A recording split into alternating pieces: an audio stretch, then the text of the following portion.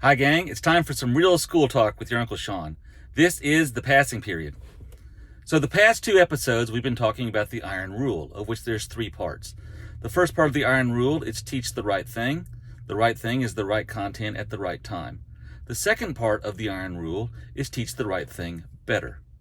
Now we're at the last part of the iron rule, which is teach the right thing better longer.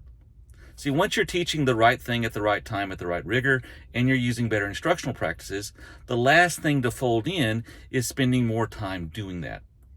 Now, there's two ways to teach the right thing better longer. So one is to adjust the master schedule in any one of numerous ways. But the short version being, you want to maximize the amount of time that kids have in front of their teachers.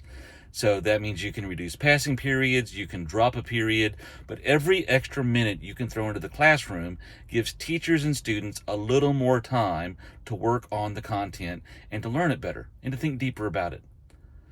We'll talk in later episodes about some other ways to do this. But giving teachers more time in their actual period is a critical step. Now that's a long-term solution because once the school year starts, it's often very difficult to change your master schedule. It can be done, but it does create a lot of heartache for the adults on campus. So the second thing to focus on teaching the right thing better longer is to optimize the amount of time you actually are gifted in the classroom and use every second possible. So that means becoming very time aware and time efficient. So that means when the bell rings, you're immediately starting your warm-up activity. That warm-up activity takes 5 minutes. As soon as it's done, you move into the direct teach. In that direct teach, you want to embed some better instructional practices, maybe a little note-making, maybe a little purposeful talk. Then you move to your guided practice. In that guided practice, you want to make sure you have lots of hands-on manipulation, lots of concrete learning activities.